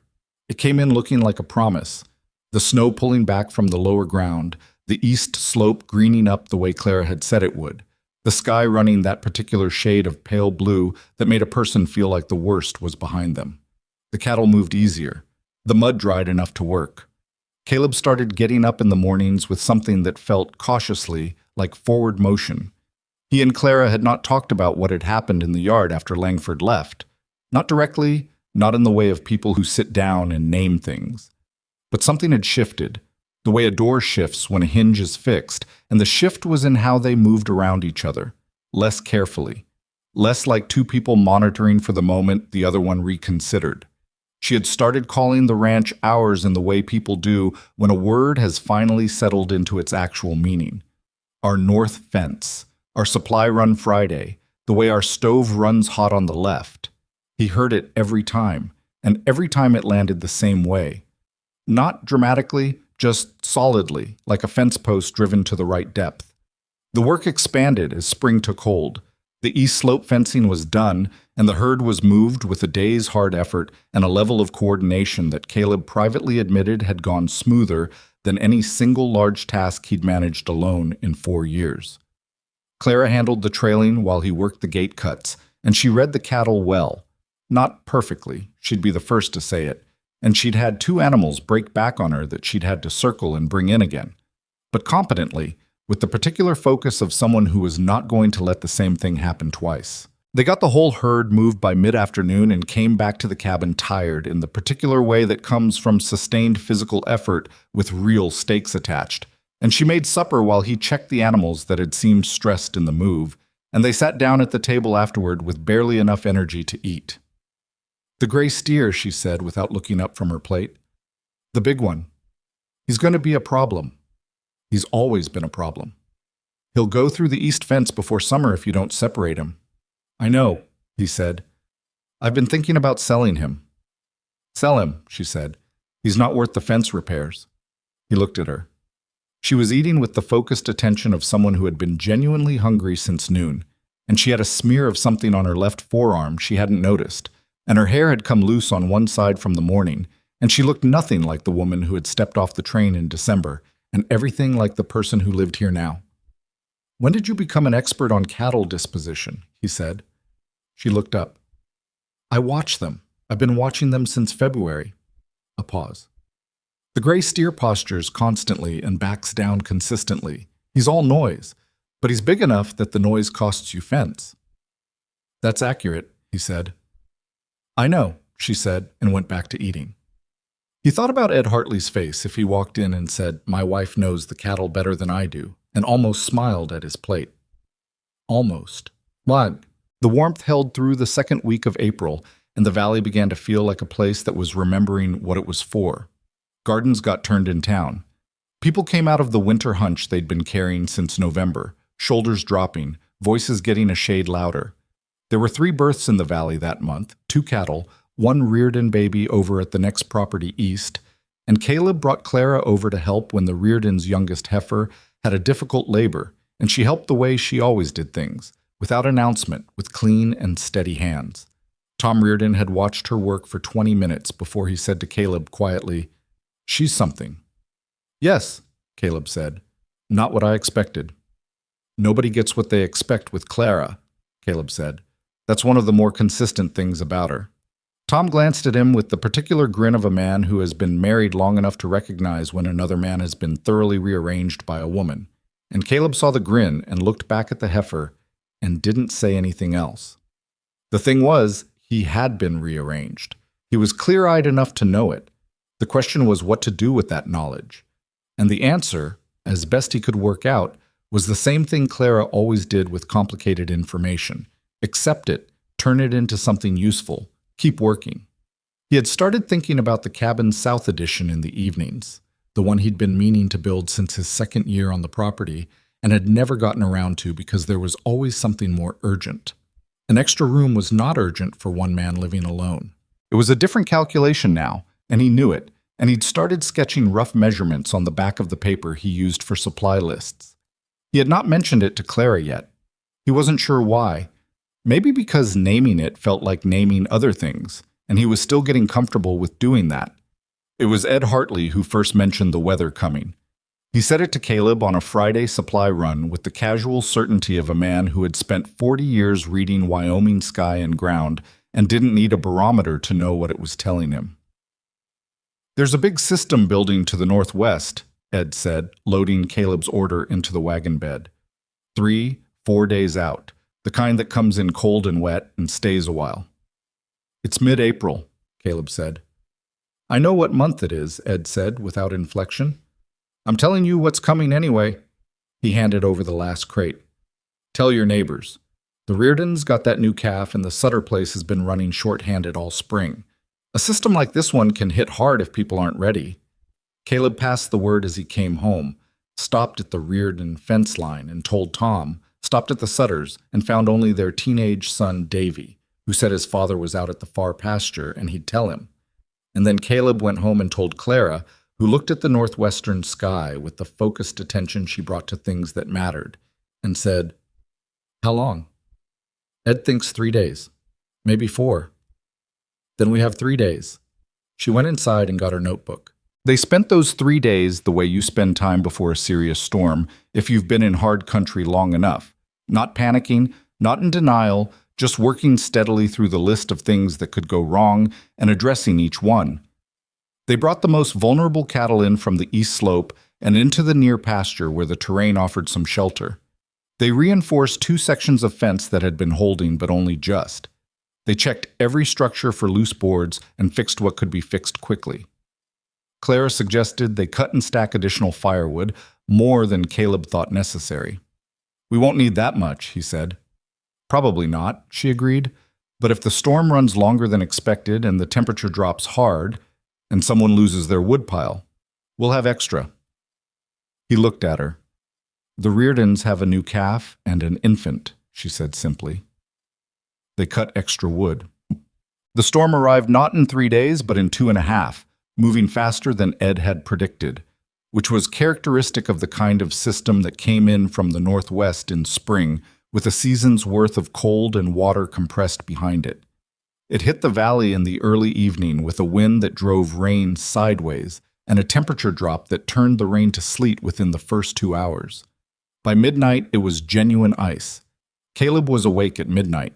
He had been up and down twice already, checking the near pasture, checking the barn, checking the roof where he'd known there was a soft spot, and which was now making a sound that meant it was under more load than he liked. Clara was asleep. She had worked until 10 without complaint, and he'd finally told her to go, that he had the overnight watch. And he sat at the table with the lamp low and listened to the storm work its way across the property. At midnight, someone knocked on the door.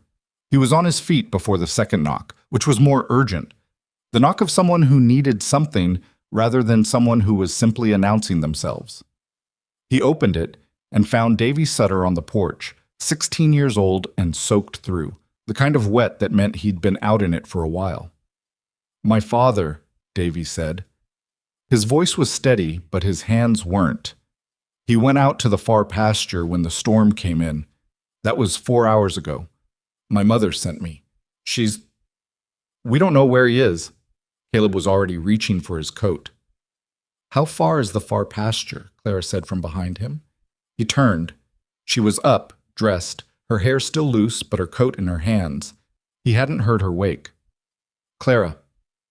"How far?" she said. 2 miles northeast," Davy said. "Maybe 2.5. "I'll saddle Decker," she said. "You're not coming," Caleb said.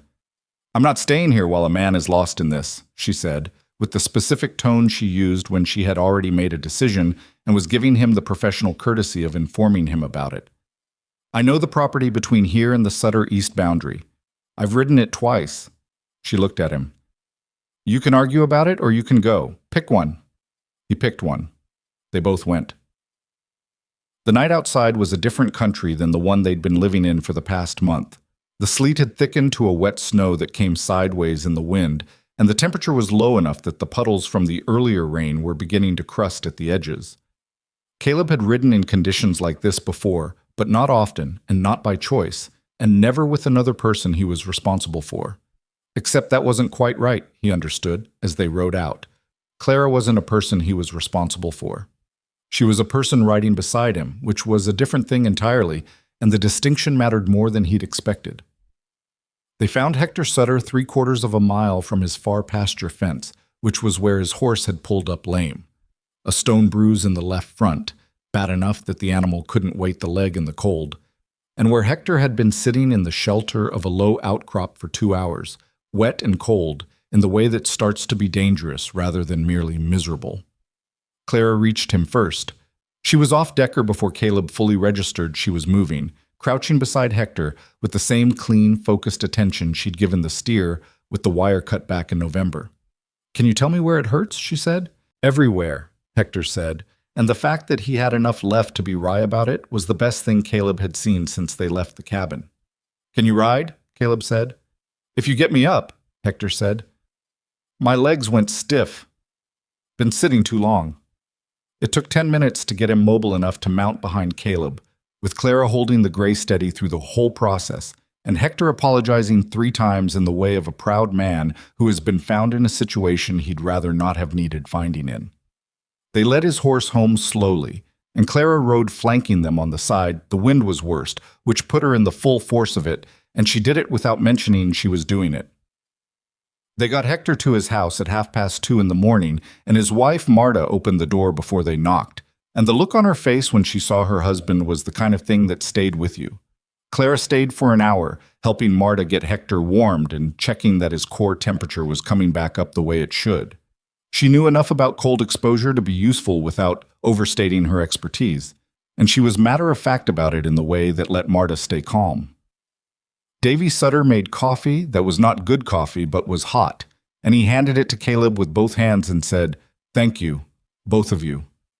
Caleb looked at his wife across the small, warm kitchen of the Sutter house, watching her talk Marta through the next few hours of keeping Hector's temperature stable, and he thought that he had come here to help find a man in a storm, and he had. That was true. He had done that. But Clara had come, because of course she had, because she was the kind of person who looked at a situation and assessed what was needed and provided it, and there was no version of this night in which she had stayed home by the fire and waited. He thought about what Langford had said in February. She doesn't know what she has out there. Something like that. The implication being that Clara was misplaced, that her intelligence and capability and the particular qualities she had were being spent on a struggling ranch, when they could have been spent somewhere that deserved them better. Caleb looked at her in the Sutter kitchen at 2:30 in the morning, in her wet coat with her hair still loose and a cup of bad coffee in her hands, and thought that Langford had been wrong about what Clara's capabilities were for. They weren't for impressing people in comfortable rooms. They were for this, for the moments when the weather turned hard and someone was out in it and someone else needed to go and see. The storm ran for 2 days. In that time, 3 other families in the valley had serious trouble. The Reardons lost a section of fence and came close to losing the new calf before Tom and Caleb got it into the barn together, wading through 6 inches of standing slush while Clara kept the other animals from going through the gap. The older Dunbar couple, who lived alone 1.5 miles west of town, lost their woodpile to a roof collapse on the storage lean-to, and Caleb drove his wagon over with the extra wood he and Clara had cut the week before and stacked it against their wall himself, while Clara helped Adele Dunbar get her kitchen stove drawing properly again, which it apparently hadn't been doing reliably for months. Ruth Dunbar, the same Ruth who had stopped Clara on the street in January to say what a shame it was, stood in her kitchen doorway and watched Clara work.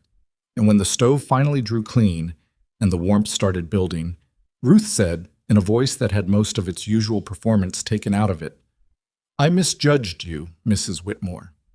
Clara looked up from the stove. "You were kind about it," she said. "That's something. I thought—" Ruth stopped, tried again. "I thought you were the kind of woman who came with requirements. Who would find the life too hard?" "It is hard," Clara said simply. "Most things worth doing are." Ruth was quiet for a moment. Then she said, "Is there anything else wrong with my stove I should know about?" "The flue damper is sticking," Clara said. "It'll need replacing before next winter. I can show you what to ask for at the supply merchant." Ruth Dunbar nodded, and something in her expression had changed permanently, in the way things change when a person has been forced by circumstance to revise a wrong assumption. By the time the storm broke on the second morning, Caleb had slept a combined 7 hours over 2 nights, and his body knew it. Clara was not in much better condition, but she had the quality of a person who made a decision about their physical limits and then ignored them until the work was done, and the work had not been done until the Dunbars were settled and the Reardon calf was stable. They drove home in the first clear morning after the storm on a road that was still half slush, with the sky washed clean and the mountains very white and close-looking the way they always did after heavy weather. The valley lay below them as they came over the rise, fences down in places, debris in the low corners, but intact, fundamentally intact, the properties sitting on the land the way properties sit when the people in them have done what needed doing. Caleb drove without talking for a while, and she sat beside him the same way, both of them past the point where words required energy they didn't have. Then she said, "You didn't sleep." "Neither did you." "I slept 3 hours last night." "I slept 2, he said. "So I win." She looked at him, and he saw the edge of a smile that she was too tired to fully suppress. "That's a strange thing to want to win," she said. "I'll take what I can get."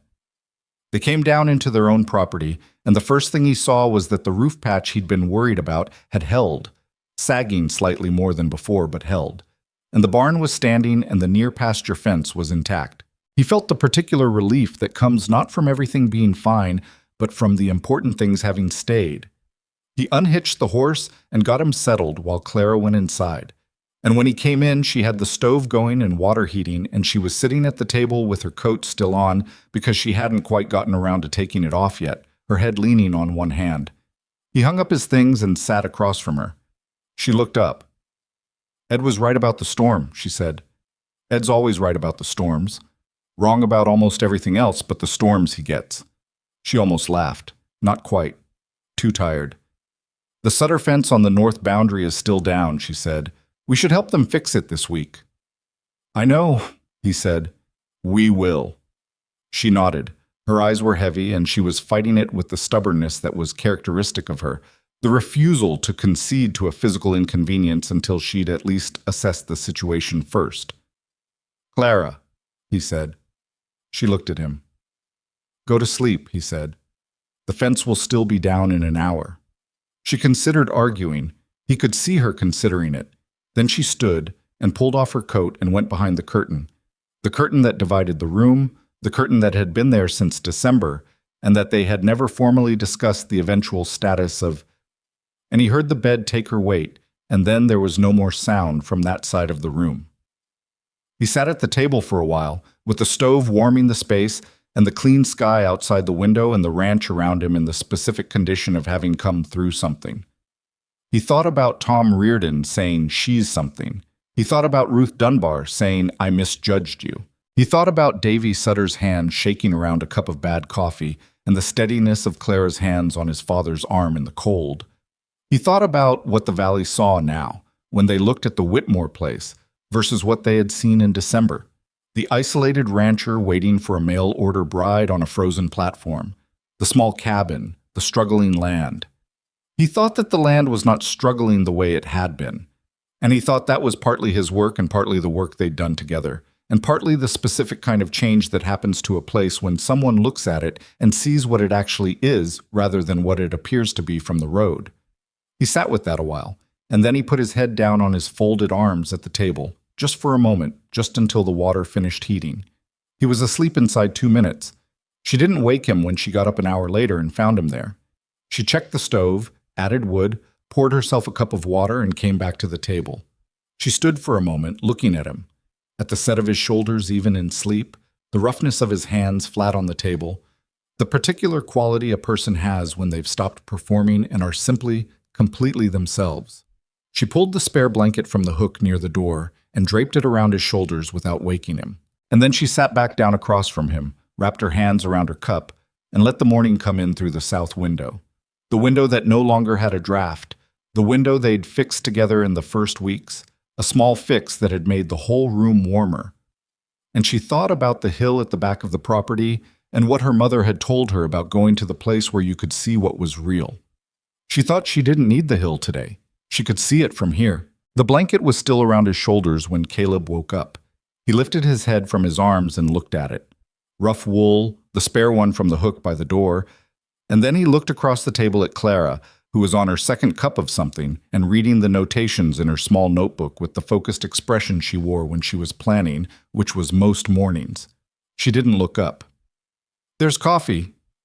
He sat up properly, working a crick out of his neck that was going to remind him all day that he was 34 and not 22. "You put the blanket on me." "The stove drops overnight. You'd have woken up cold." She turned a page. He looked at her for a moment. The blanket, the coffee already made, the matter-of-fact way she said it, as though covering a sleeping man's shoulders was just another item on the morning list. And he thought that this was the thing nobody told you about. Not about marriage, not about sharing your life with another person. They told you about the large moments, the declarations, the turning points. Nobody told you about the blanket and how the blanket could be the whole thing in a single gesture. He poured the coffee and sat back down and didn't say anything else about it. She didn't expect him to. May came in warm and stayed that way, which was not something Wyoming guaranteed but occasionally delivered as a kind of apology for everything it had done between October and April. The east slope, Clara's slope, as Caleb had started thinking of it privately, came in green and thick, and the cattle moved on it with the settled contentment of animals that had found what they needed. The fence held. Even the gray steer, whom they had sold to a buyer from Casper in the third week of April, had ceased to be a problem by the simple method of no longer existing on the property. The valley was in a particular mood that May, the kind that follows a hard shared experience. The storm had done real damage. 3 families had lost significant feed stores. 1 family had lost a barn structure entirely, and old Marcus Webb, who ran a small operation at the north end of the valley, had found himself in a situation that, left alone, would have ended his ability to stay through summer. It was Clara who noticed, and Clara who said something about it, and Clara who suggested, over supper in the direct, non-negotiable way she suggested things, that a coordinated rebuild was more efficient than each family managing their own damage separately. "Webb can't do the barn alone," she said. "He's 63 and his nearest hand quit in February, but it's a manageable structure. He showed me the plans he'd drawn up for the original build. If you get 8 men for 2 days, it goes up." Caleb looked at her. "You've talked to Webb." "I stopped by on Tuesday, while I was at the north pasture." "You were busy," she said. "I wasn't." He thought about that. "Who are you thinking?" "Reardon, Sutter, the Millard brothers if they can spare the time, and you." She looked at her notebook. "I can organize the material list and the food. Women in this valley can cook. They just need someone to tell them what's needed and when." He sat with it for a moment. "This is going to involve Ruth Dunbar," he said. "Ruth Dunbar has been trying to find a way to be useful to us since the storm," Clara said. "Let her." He said yes, which was the only reasonable answer, and within a week and a half the rebuild was organized and the materials were sourced. And on a Saturday in the second week of May, 11 men showed up at Marcus Webb's property at 7 in the morning with tools and intention. And Clara arrived with Marta Sutter and Adele Dunbar and Ruth Dunbar and enough food to feed a considerably larger crew than the one they had. Webb stood in his yard watching it all assemble and looked like a man who had been braced for losing something and had instead been handed a completely different version of events. He shook Caleb's hand without speaking for a moment, and then he said, "This was your wife." "It was," Caleb said. "You should tell her." Webb stopped, shook his head. "No, I'll tell her myself." It took 2 days. The barn wasn't perfect. The south wall ran slightly out of plumb, and they'd had to compensate in a way that a professional builder would have noted, and a working rancher would not. But it was solid, it was functional, and it would stand through the next 10 Wyoming winters without apology. On the second evening, when the last beam was in and the crew was washing up before the meal, Clara and the other women had put together on the Webb property's outdoor tables. Caleb looked across the yard and watched his wife talking to Webb, the old man with his hat in his hands and something in his expression that was not quite embarrassment and not quite gratitude, but sat somewhere between them where a man who has needed help and received it sometimes lives for a moment. Tom Reardon came and stood beside Caleb with a tin cup. "Langford wasn't here," Tom said, with the specific tone of a man not saying something directly. "He had his own repairs," Caleb said. "He had his own repairs 6 weeks ago." Tom sipped his coffee. "He's been quiet since the storm. Haven't heard him talk about your place at all." Caleb looked at the barn, at the new wood pale against the old structure. "Good. Is it done, do you think?" Caleb thought about it honestly. "I think he's a man who moves to where the advantage is, and there's no advantage anymore." He paused. "He knows that." Tom nodded. "Your wife did that," he said. "Not you. I mean, you, but mostly her. The way she handled him, the way she handles everything." He glanced at Caleb. "Some men would find that hard." "Some men are fools," Caleb said. Tom laughed, a real one, and went to get more coffee. But the letter arrived on a Thursday in June.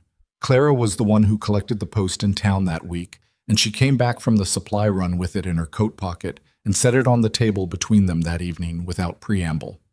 It was addressed to her. The handwriting was formal, the paper good quality, the kind that costs more than most people spend on paper. The return address was a firm in Columbus, Ohio. She had already read it. She set it down and looked at him. "My mother's brother," she said. "My Uncle Walter. He died in March." "I'm sorry," Caleb said.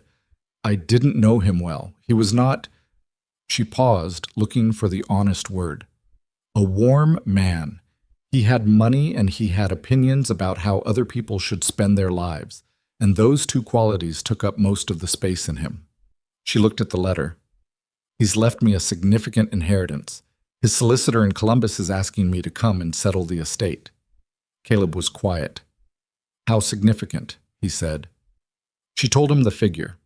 The number sat in the air between them in the kitchen of the small cabin, in the warm June evening, with the East Slope cattle moving somewhere outside, and the wood stove finally switched to cooking duty only now that the nights didn't require heat. It was a large number, large enough to change the nature of most things. "And the estate," he said. "What does settling it involve?" "His house in Columbus, his business interests, which are several." She folded the letter. "His solicitor says there are decisions that need to be made in person. He estimates 2 to 3 weeks." "You should go," Caleb said. She looked at him. "It's your inheritance," he said. "It's your family's matter. You should go and handle it." "I know I should go," she said. "That's not what I'm thinking about." She was watching him with the directness she always brought to things that mattered. "I'm thinking about what you're going to do with yourself for 2 to 3 weeks." He looked at her. "I managed 11 years alone." "I know you did," she said. "I'm not worried about the ranch." She paused. "I'm pointing out that you've gotten used to not being alone. And I have too, and 2 to 3 weeks is longer than it sounds when you're used to something." He didn't have a quick answer for that. He sat with it, the way he sat with things that were true and slightly uncomfortable. "I'll be fine," he said finally. "I know you will," she said. "So will I." A pause. "That's not the same as it being easy." He looked at her. This woman who had told him, in a frozen railway station in December, that she had not come searching for wealth or comfort. She had come searching for a place to belong. Who had caulked his windows and fenced his east slope and ridden into a night storm beside him and put a blanket on his shoulders while he slept. Who had taken a struggling ranch and looked at it the way her mother had looked at a hill, going to the place where you could see what was real. "Clara," he said. She waited. "The addition," he said. "To the south side of the cabin. I've been drawing plans." She was very still for a moment. "I've seen you drawing something on the supply paper," she said. "I didn't ask." "I know you didn't."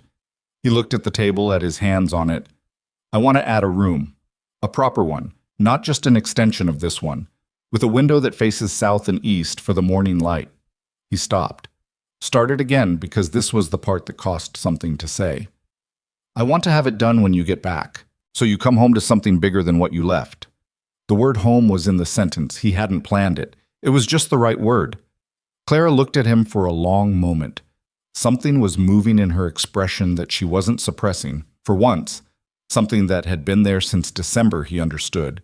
Had been there since the first evening, at the table and the coffee and the honest, clumsy conversation. And that had been growing quietly through all the months of work and weather and the particular daily accumulation of a life shared. "How long will it take?" she said. Her voice was even. "If Tom Reardon helps me with the framing, a week for the structure, 2 to finish it properly." "I'll be gone 3 weeks," she said. "Then I'll do it right," he said. She nodded. Looked down at the letter. Looked back up at him. "Caleb," she said. "Yes." "I'm coming back," she said. "I want to say it plainly, so you don't spend 3 weeks constructing a room and also constructing a reason I won't return." She held his gaze. "I'm coming back because this is where I live, because I chose it and I go on choosing it." A pause. "Because you drew plans for a room with morning light and didn't tell me until now." He was quiet for a long moment. "I should have told you sooner," he said. "You told me when you were ready," she said. "That's fine." She left on a Tuesday morning in the third week of June on the train from Garrison Station. The same platform, the same weathered planking, the same mountains in the distance. Different season, different sky. He drove her in the wagon. It was the same wagon as December, the same left rear wheel with its sound he'd been meaning to address, though now the seat had a folded blanket on it that had migrated there from the cabin sometime in February and simply stayed. They didn't talk much on the drive in, not from absence, from the particular fullness of two people who have run out of the need to fill space with words. At the platform, he carried her trunk to the baggage car, and she stood with her traveling bag, and the morning was warm, and the platform was almost empty because the early trains from Garrison didn't draw a crowd in summer. She looked at him. "The East Slope cattle," she said. "Watch the fence line at the northeast corner. There's a post that's been leaning since last week." "I know about the post," he said. "And the stove. If you run it too hot, the left side." "Clara," he said. She stopped. "I know about the stove," he said. "I lived here before you." "You did," she said. A small pause. "Not very well, but you did?" He almost smiled. "No," he agreed. "Not very well." The train made the sounds trains make when they are about to do something. She picked up her bag. 3 weeks, she said. 3 weeks, he said. She looked at him, one of her long, clear-eyed looks that he had learned over 6 months of letters and 6 months of living meant she was saying something she wasn't quite saying out loud. And then she did something she had not done before. She reached up and put her hand briefly against his jaw, just for a moment, the way a person touches something they intend to come back to. Then she picked up her bag and walked to the train. He stood on the platform and watched the train go until it was small against the Wyoming morning, and then he drove the wagon home on the same road he had driven the day he brought her from that same station, and the land around him was summer green and wide, and the ranch was below him as he came over the last rise, and he saw it the way he sometimes saw it now, with her eyes as well as his own, the way it actually was, rather than how it had looked to him after years of only hoping it might become something. He went home and started on the foundation for the South Addition that same afternoon. The Bennett relatives arrived on a Saturday. This was not in the plan. Clara had said nothing about family coming, which meant either she hadn't known or she had known and managed to omit it, which he suspected might be the second thing based on the quality of the knock at his door. The knock of people who expected the door to be opened quickly and the space behind it to be impressive. There were 3 of them. Clara's aunt by marriage, a woman named Dorothea Bennett, who wore a traveling outfit that cost more than Caleb's winter supply run and had a way of looking at a room that cataloged its deficiencies before she had fully entered it. Clara's older cousin, a man of about 40 named Gerald, who had the bearing of someone who managed things from a distance and preferred it that way. And Gerald's wife, whose name Caleb learned was Frances, and who was the only one of the 3 who looked around the cabin and then looked at Caleb with an expression that did not contain an immediate judgment. They had come, they explained, to see the situation for themselves before the inheritance was settled. Clara's Uncle Walter had stipulated in the estate documents that any significant assets transferred to Clara should be subject to a family council. An old-fashioned provision, Gerald explained, that was legally not binding, but that the family considered a matter of respect for Walter's intentions. Caleb understood, as Gerald explained this, what the visit was. "You've come to see if she made a mistake," he said. Gerald looked at him with the expression of a man who had not expected to be addressed that directly. "We've come to understand her circumstances," he said carefully. "Her circumstances," Caleb said, "are a working ranch that is recovering from a hard winter, an East Slope pasture she redesigned and refenced herself, a barn rebuild she organized for a neighboring property, and 3 weeks of correspondence on an estate matter that should have been simpler than it turned out to be." He looked at all 3 of them. "Those are her circumstances. If you'd like to see the property, I'll show you." He showed them. He showed them the East Slope first because it was the most obvious evidence, and he explained what it had been and what it was now and whose idea the change had been, without performance. He showed them the fence work and the drainage trench along the north pasture. She saw the drainage problem from the wagon on the day she arrived, he said, and Gerald looked at him and then at the trench and didn't say anything. He showed them the barn, not their barn but Webb's barn, a mile down the road, still pale new wood against the older structure, and he told them about the storm and what Clara had done in it. Dorothea was quiet through most of this. She had a face that kept its conclusions private, which he respected even when it made him uneasy. At the end of the tour, they stood on the south side of the cabin where Caleb had started laying the foundation for the addition, the raw stones arranged in the outline of a room.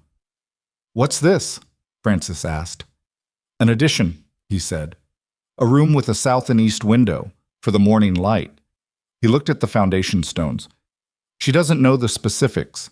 I'm finishing it before she comes back." Frances looked at the foundation for a moment. Then she looked at him, a long, steady look, and said, "You planned it for her." "Yes," he said. Another silence. Then Frances turned to Gerald and said simply, "We're done here." And the way she said it was not dismissive but conclusive, the way a person speaks when they have found the thing they came to find. Gerald looked at the foundation stones. He looked at Caleb. He was the kind of man who made decisions carefully and didn't like making them quickly, and Caleb let him take his time because he understood that the man was reassessing something he'd arrived with his mind already mostly made up about. "She wrote to me," Gerald said finally. "In February. She mentioned a fence line she'd been thinking about." He paused. "I assumed it was... I don't know what I assumed, that she was making the best of a situation." He looked at the east slope, green and occupied in the afternoon sun. "That's not making the best of something. That's building something." "Yes," Caleb said. "It is." Dorothea spoke for the first time in an hour. She had a dry, precise voice that matched the rest of her. "She'll have full access to the inheritance," she said. "Gerald has no grounds to delay it, and Walter's provision was not legally binding, as he said. I came because I wanted to see the man she chose." She looked at Caleb with the cataloging gaze he'd noticed at the door, and he stood in it without moving. "You're not what I expected," she said. "I've heard that before," he said. "I expected less," she said. "Not of the ranch. Of you." He didn't know how to respond to that, so he didn't. They stayed for supper, which Caleb cooked himself from what he had, which was sufficient but not elaborate. Dorothea ate without complaint.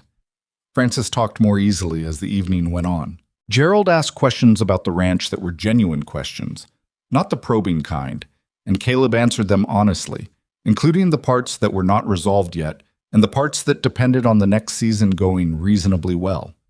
When they left in the early evening, Gerald shook his hand at the door. "Tell her we came," Gerald said. "Tell her—" He paused, searching. "Tell her the family is satisfied." "I will," Caleb said. Frances turned at the wagon and looked back at him. "The room," she said. "Make sure the east window is wide enough. She'll want to see as much of the morning as possible." She said it with the specific knowledge of a person who had known Clara longer than he had, and he nodded. He made the east window wide. Walk. Clara came back on a Wednesday afternoon in mid-July. He heard the wagon before he saw it. He'd hired Davy Sutter to drive her from the station, and Davy was 17 and drove with the confidence of someone who hadn't yet accumulated enough bad experiences to make him cautious. He heard them coming and put down the tool he was holding and came out of the south addition, which was standing, framed and windowed and roofed, waiting only for the finish work inside, and stood in the yard. She stepped down from the wagon before Davy had fully stopped it.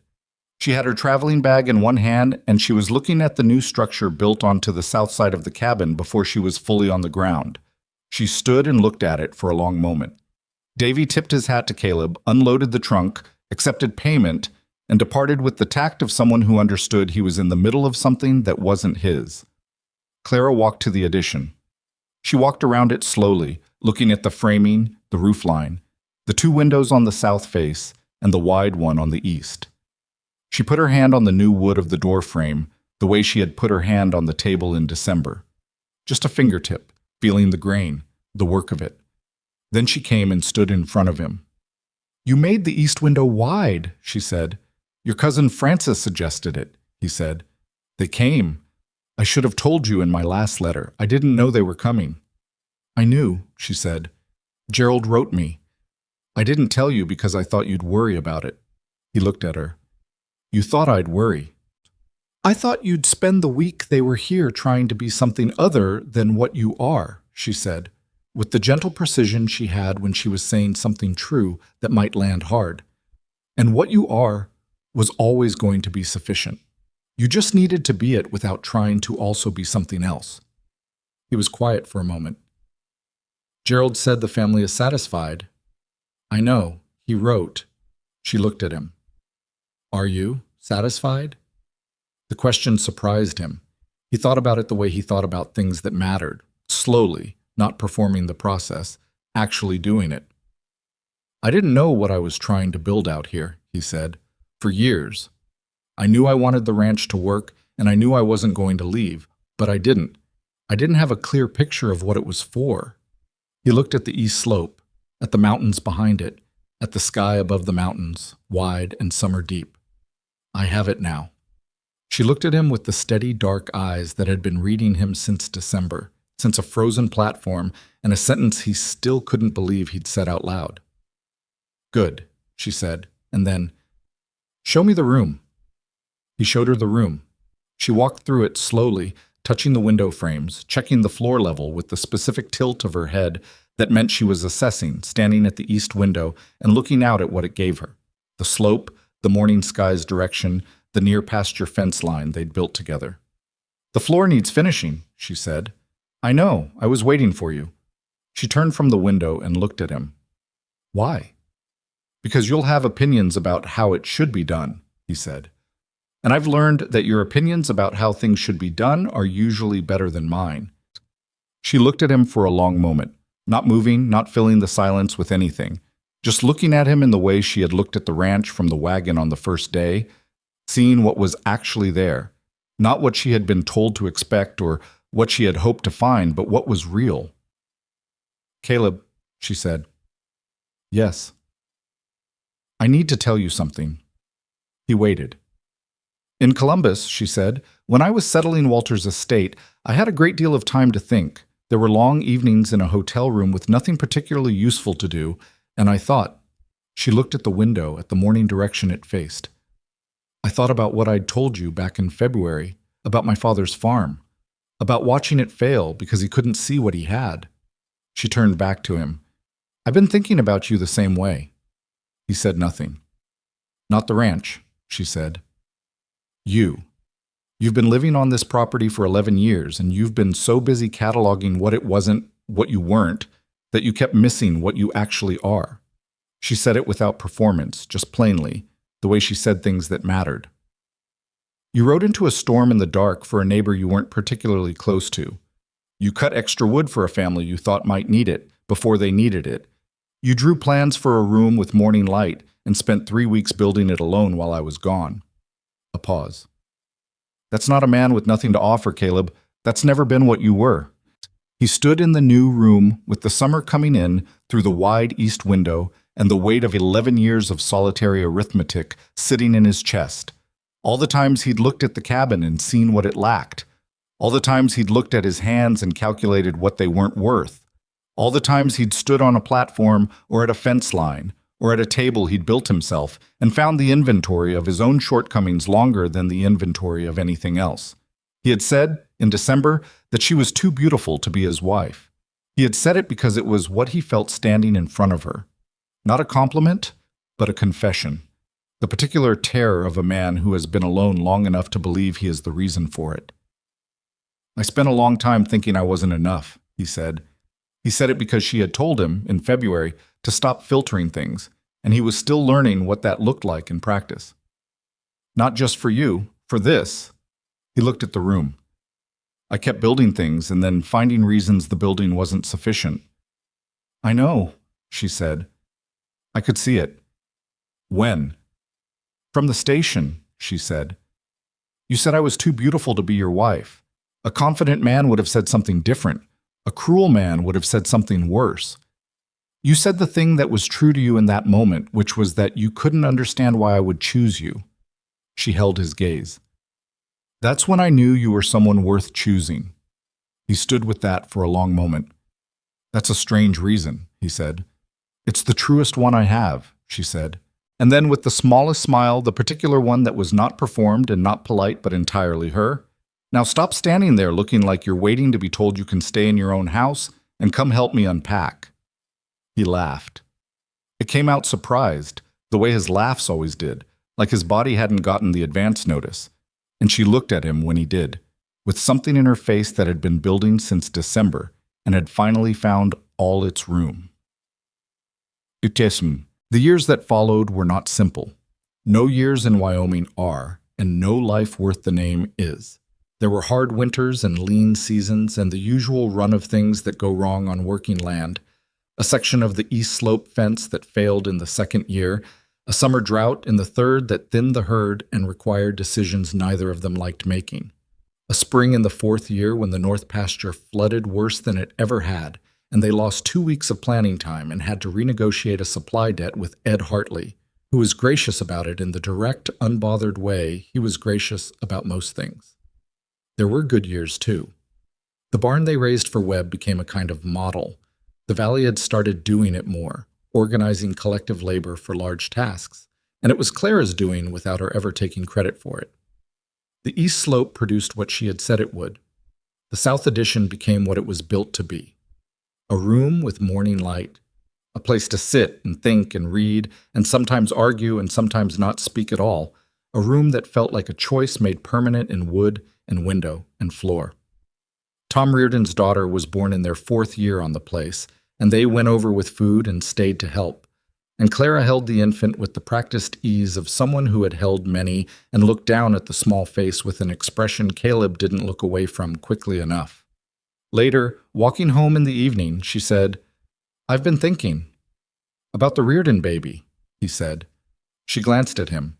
"You noticed." "I notice things," he said. "You told me you do too." She was quiet for a moment.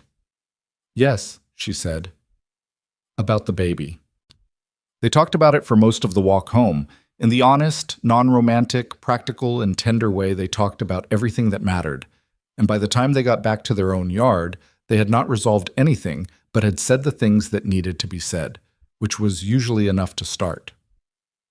The hill at the back of the property, the small rise with the view in every direction, became what Clara had always known it would be.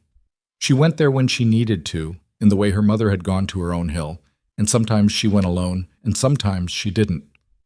On a morning in their 5th year, Caleb went up and found her already there, sitting on the ground with her back against the old fence post, looking out over the valley. He sat down beside her without asking. She didn't say anything. He didn't either. The ranch was below them, larger than it had been, better than it had been, the east slope fence a clean line in the morning light, the south addition visible from here as a change in the cabin's roof line that had always looked to Caleb like a decision made visible. The valley spread east, the mountains ran west, and the sky above it all was the kind of blue that Wyoming pulls out in early summer as if to remind you why anyone stayed. He thought about the man who had stood on a frozen platform in December with a hat in his hands and told a beautiful woman she was too beautiful for him. He thought about how long he had carried that sentence before he understood what it actually meant. Not that she was beyond him, but that he had not yet learned to see himself as a man who deserved what was standing in front of him. He had learned it, not in a single moment, not in a declaration, not in the dramatic season of Langford's interference or the storm or the inheritance that had arrived like a test he hadn't known he was taking. He had learned it in the accumulated weight of mornings, coffee already made, a blanket on his shoulders, a notebook full of plans for land they were going to improve together, a window built wide for the morning light. That was the thing nobody told you, he thought. Not about ranching, not about marriage, not about the work of becoming who you were going to be. They told you about the hard times and the turning points, the dramatic weather and the clear resolutions. Nobody told you it happened in the mornings, in the small repeated choices of two people deciding every day, without announcement, to be where they were. Clara said, without looking away from the valley, "What are you thinking?" "That you were right," he said, "in February.